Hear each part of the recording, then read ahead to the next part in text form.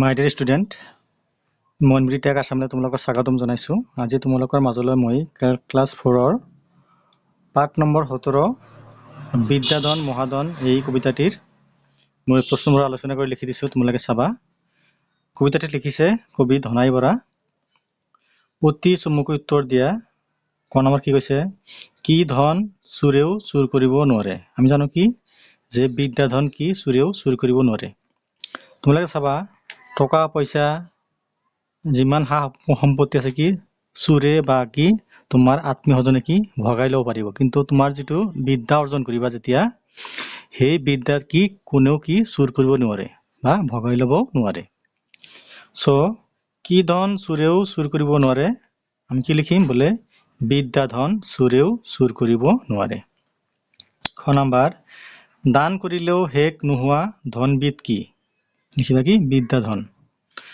গ নম্বৰ, বিদ্যাধন মহাধন কবিতাটিৰ কবি কোন? আমি জানো কি ধনাই বৰা। ধনাই বৰা লিখিবা। চাই থাকিবা। নেক্সট চোৱা কি কৈছে।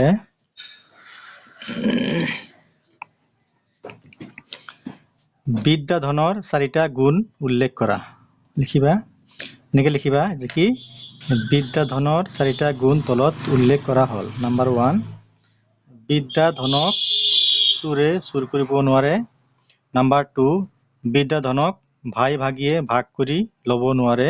নম্বৰ 3, বিদ্যাধনক জুয়ে পুৰিব নোৱাৰে।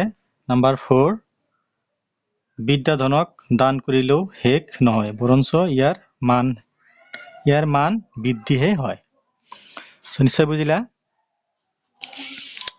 লাষ্ট চোৱা, আৰু এটা কুৱেশ্যন আছে।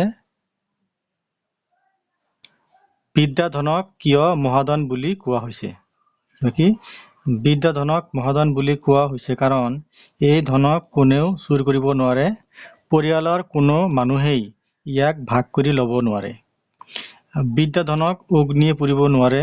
এই বিদ্যাধন এনে এক মহাধন যাক আনক দান কৰিলেও কেতিয়াও শেষ নহয়, ইয়াৰ সলনি ইয়াৰ মানহে বৃদ্ধি হয়। সেয়ে বিদ্যাধনক মহাধন বুলি কোৱা হৈছে। এইখিনি আছিলে তোমালোকৰ বিদ্যাধন মহাধন নামৰ কবিতাটি। ভাল লাগিলে লাইক কৰিবা, কমেণ্ট কৰিবা আৰু ছাবস্ক্ৰাইব কৰি দিবা। নেক্সট ভিডিঅ' তোমালোকক মই নেক্সট পাৰ্টটো আগবঢ়াম। Thank U.